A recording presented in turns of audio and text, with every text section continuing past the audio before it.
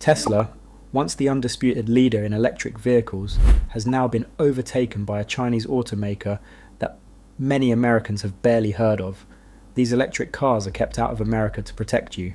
If these cars are so dangerous, why is Ford already building them in China and shipping them here? The ban was never about protecting you, it was about hiding something Tesla saw coming.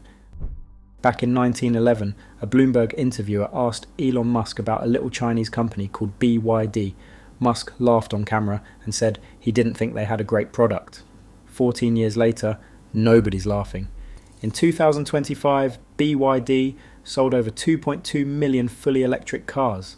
Tesla delivered 1.6 million, a 9% drop, and its second losing year in a row. For the first time, the company Musk mocked was the biggest EV seller on earth. But here's the trap almost every video falls into. They stop at that scoreboard, 2.2 million versus 1.6 million, as if this were a sales race Tesla simply lost. It wasn't. Sales are the symptom. The number that actually scared Tesla isn't on any sales chart. It's buried in what BYD quietly built underneath those cars, the machine that made those 2 million sales almost inevitable. To understand it, you have to stop thinking of BYD as a car company at all. Because it never really was one. BYD started in the early 2000s making batteries, phone batteries, before it built a single car. That origin is the whole story. While Tesla buys most of its cells, BYD builds its own, right down to the chemistry. Its Blade battery uses lithium iron phosphate, cheaper, safer, and far harder to set on fire than the packs in most Western electric vehicles. Today, BYD is the second largest electric vehicle battery maker on the planet, behind only fellow Chinese giant CATL. Think about what that means. The single most expensive part of an electric car, the part Tesla and every legacy automaker has to source, negotiate, and mark up, BYD makes in-house, at cost, by the millions. That's not a feature, that's a foundation. And once you own the battery, you can do things to it that a company buying cells from a supplier simply cannot, which is exactly where the thing Tesla feared most begins. On March 17th, 2025, BYD walked on stage and detonated the EV world's biggest excuse. It's called the Super E platform, a car built around a 1000 volt, 1000 amp system that charges at a full megawatt, 1000 kilowatts of power. In plain English, 5 minutes of charging buys you 400 kilometers of range, about 250 miles, 2 kilometers of range every single second. The company put it bluntly.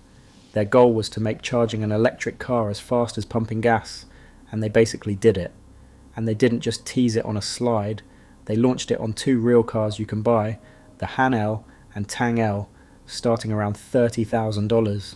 For 15 years, the entire case against electric cars was 3 words: charging takes forever. BYD just deleted that sentence. But raw speed on paper is cheap, so BYD did the part that actually terrifies Detroit. It aimed that megawatt straight at Tesla's crown jewel. For years, Tesla's real moat wasn't the cars, it was the supercharger network, the thing that made owning a Tesla effortless. The fastest chargers in the United States top out around 500 kilowatts. BYD's platform delivers double that, twice the power of anything Tesla has plugged in on American soil. And BYD isn't building one showpiece charger for the cameras, it's rolling out more than 4,000 megawatt flash charging stations across China, some with their own battery storage built in, so the grid can even handle the load. So picture the board. Tesla's advantage was a fast, convenient charging network. BYD didn't try to match it, it doubled it, then started carpeting an entire country with it. The moat didn't get crossed, it got drained. And speed was only the first weapon. The second one is the number that made a US congressman say, out loud, that he was terrified. That weapon is price. In China, BYD sells a small electric car called the Seagull for around $10,000. Not a lease, not after subsidies, $10,000 for a brand new EV. In Europe, it's dressed up as the Dolphin Surf and still lands near $20,000, undercutting almost everything built in the West. This is the part that broke through the political noise. Democratic Congressman Don Beyer, looking at exactly these numbers, said the only thing that terrifies him is BYD, that a car this cheap would wipe out every other car maker's investment in electric vehicles. Sit with that. An American lawmaker isn't scared of a Chinese weapon, he's scared of a Chinese economy car. Now stack the three pieces on top of each other. A battery BYD builds itself, a 5-minute charge no Western car can match, and a $10,000 price no Western factory can hit. Put them together and you get the one move Tesla could never counter. BYD walked away from America, not out of weakness, out of math. In 2025, BYD delivered more than 1 million cars outside China, and in early 2026, its exports jumped 56% in a single year. Its global spokesperson, Stella Lee, said it plainly. BYD doesn't need the United States market. Read that again. The largest car market on the planet, and the company Musk once mocked, simply shrugged and pointed everywhere else. Europe, Latin America, Southeast Asia, Australia. In Australia and the UK, owners flood these very comment sections saying their BYD is the best car they've ever owned. That's the thing Tesla feared most, finally in focus. Not a faster car, not even a cheaper one. It's a company that built a complete self-contained ecosystem, battery, charger, factory, price, so good it no longer needs the permission of the country that tried to lock it out. And that's exactly why America's wall did the opposite of what it promised. Washington's plan was simple: a 100% tariff on Chinese electric vehicles, plus national security rules treating these cars as spying smartphones on wheels. On paper, a fortress. In practice, a cage around America, not around BYD. Because while the United States sealed itself off, the rest of the world went shopping.